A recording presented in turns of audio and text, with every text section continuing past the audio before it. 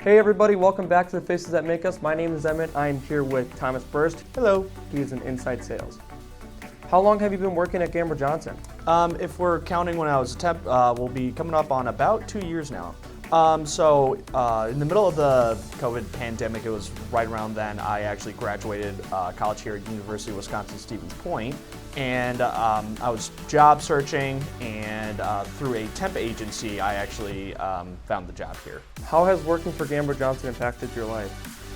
Brought some much needed stability. That seems like a pretty kind of like a shallow answer, but as I said, right in the middle of the pandemic, my parents were asking me what I was planning on doing now that I was done with college. I knew I wanted to stay in the area. It was a really stressful time just because, I broke college student, had no idea what I was doing with my life at the time.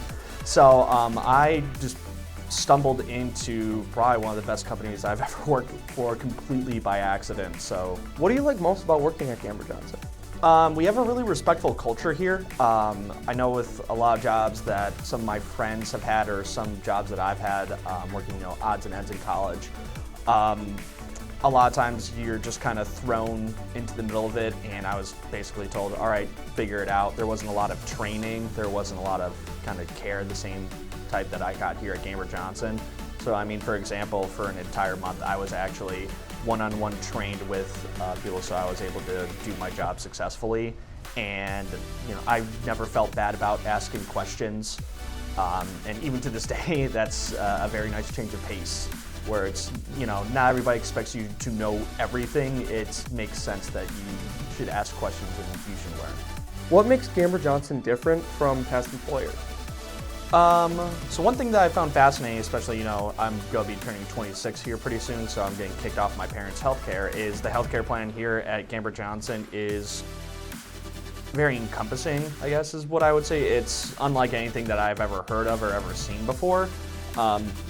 So at, my other jobs were before it was like, a 5-minute meeting, our old HR rep would come and be like, all right, vision's more expensive now, sign this. Nobody would talk about like the benefits, what we're really looking at. I never really had a good understanding of how healthcare really worked. Versus here, our HR team is phenomenal. Philip's been doing a really good job with making sure that we get the best care possible. The biggest highlight of that is the clinic that we have downstairs. So twice a week, instead of having to get a day of PTO to go to the doctor's office, we have a clinic right downstairs. So if I bust up my foot or something, doing sports, I'm able to just walk downstairs the next day, be like, hey, this hurts, what do I do? It's a lot nicer than having to schedule a doctor's appointment or go to some other clinic and take time off of work. It's really awesome. Another thing is, as Emmett knows, they allow job shadowing here, whereas I find that really unique because unlike other companies where it's just kind of like a buzzword term where it's like, yeah, there's opportunity to grow, and then you don't. Here we actually do promote that by allowing job shadowing anyone you want. It's not about if you have the skills for it, it's just if you have an interest. And I have a big interest in marketing, and Em and the rest of the team has been very nice about letting me job shadow them every once in a while, so it's been very enjoyable. I really like that. What qualities do you feel everybody at Gamber-Johnson has that benefits the company? I would say that one thing I've noticed is that people are really passionate about their jobs here, regardless of what it is.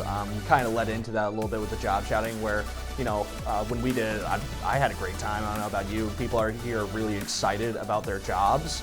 And I think you can also kind of just see that just by the nature of the work, even out on the factory floor, whatever it is, because a lot of our products are used by first responders, and we take a lot of care and we want to make sure that we get the best product possible, so you can see that in our work and in the products themselves. What are some of your daily duties? So as an inside sales rep, it's my job to take the orders in that we get from our resellers or distributors and get them entered in so we can get the product to them.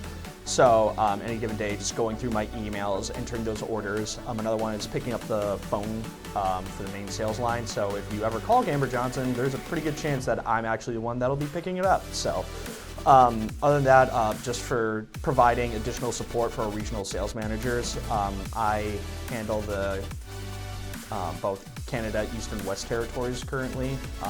And then I also work with our two largest reseller and distributors. And then, also on the other side of that is I do the clerical work for any incoming RMAs. So Tom, what is an RMA?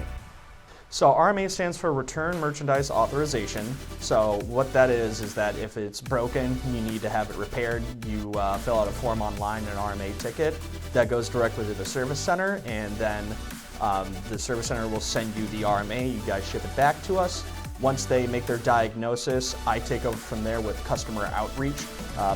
Sometimes there's not always a warranty fix on that, so it might require some additional follow-up, and that's where I come in. So I will follow up with the customer, and then once we get it repaired, I will do the order to get that sent back out to the customer. When entering orders becomes overwhelming, how do you manage it? So, that's a great question because at the time of filming this, it's December 2nd, so this is usually our busiest month of the year because right now a lot of government agencies, their yearly contracts are finishing up for their budget, so they need things very quickly, and we're getting a lot of those orders in. So, for starters, I have a really good team that I work with. We have just a group chat for the inside sales team. So if I'm having a lot of orders come in or a lot of inquiries, I'll just message in the chat like, hey, let me know if anybody has capacity. I can use some help here. And that goes for all the other sales reps as well. We're really good at helping cover for each other. See, other than that, it's funny because we were talking about what were some of the challenges we faced. One of the challenges I kind of faced in this regard is actually asking for help. I'm so used to just being at other places at work that I've worked at before, just getting blown off where my team is very receptive and very ready to help. And then typically like my last line of defense is, sometimes I might just work through lunch or I'll work extra half hour of overtime. And none of that is ever, demanded to work overtime. That's always been just my personal choice. I just want to make sure that I'm giving 110% to the team, to the customer, to the company. So I have no issue going the extra mile, doing a little bit of extra work. Well, Tom, thank you so much for your time. I really appreciate it. And thank you guys for watching. We'll see you next time.